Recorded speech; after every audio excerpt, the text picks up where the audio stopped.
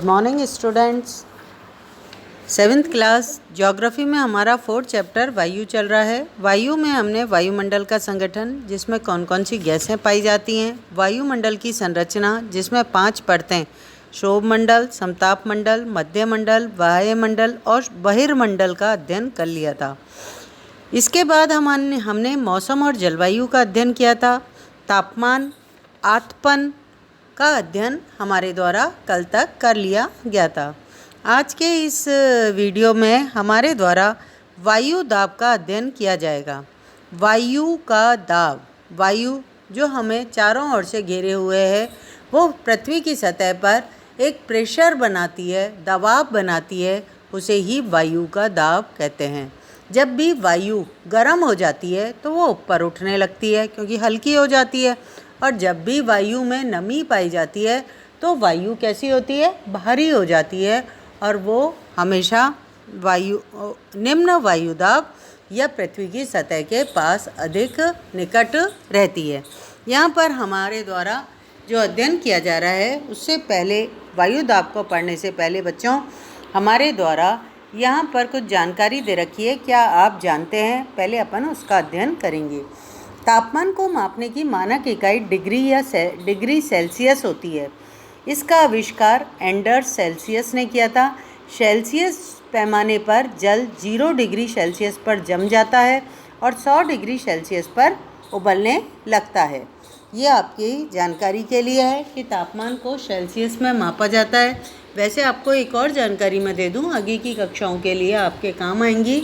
Celsius के साथ साथ तापमान को फ़ारेनहाइट में भी मापा जाता है। यहाँ पर हमारे द्वारा एक और बात बताई गई है जो वायुदाब से रिलेटिव है आपके लिए। क्या आप जानते हैं कि चांद पर वायु नहीं होती है, अतः वहाँ पर वायुदाब भी नहीं पाया जाता है। अंतरिक्ष यात्री जब चांद पर जाते हैं तो विशेष रूप से सुरक्षित हवा से भरी हुई एक अंतरिक्ष पोशाक पहनते हैं।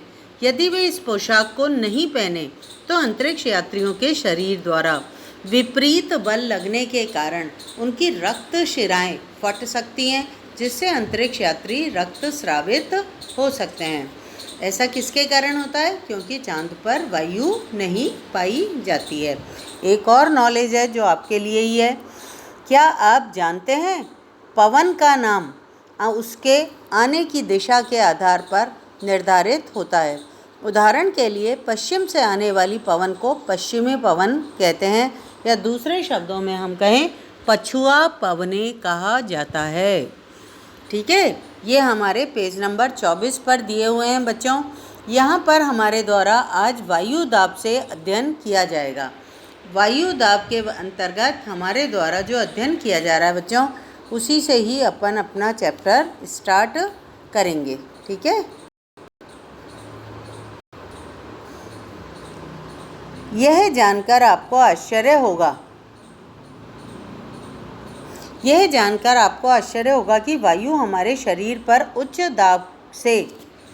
दाब के साथ बल को लगाती है, किंतु हम इसका अनुभव नहीं कर पाते हैं। यह इसलिए होता है क्योंकि वायु का दाब हमारे ऊपर सभी दिशाओं से लगता है और हमारा शरीर विपरीत बल लगाता है।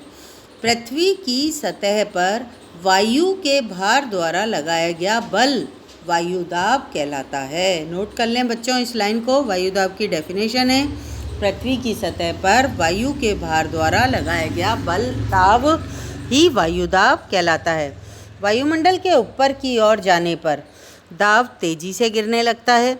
समुद्र स्तर पर वायुदाब सर्वाधिक होता है और ऊंचाई पर जाने पर यह घटता जाता है। वायुदाब का क्षैतिज वितरण किसी भी स्थान पर उपस्थित वायु के ताप से प्रभावित होता है। जहाँ पर अधिक तापमान पाया जाता है या अधिक तापमान वाले क्षेत्रों में वायु गर्म होकर ऊपर उठ जाती है, यहाँ यह निम्न दाब वाला क्षेत्र बन जाता है। निम्न दाब बादल युक्त आकाश और नम मौसम के साथ जुड़ा हुआ होता है। कम तापमान वाले क्षेत्रों की वायु ठंडी होती है। इसके फलस्वरूप ये भारी होती है। भारी वायु निमज्जित होकर उच्च दाब क्षेत्र को बनाती है। उच्च दाब के कारण स्पष्ट और स्वच्छ आकाश होता है। वायु सदैव उच्च दाब क्षेत्र से निम्न दाब क्षेत्र की ओर चलती है। मतलब जो ठंडे प्रदेश होते हैं वहाँ से हवाएं जो गर्म प्रदेश होते हैं वहाँ की ओर चलती है। क्यों?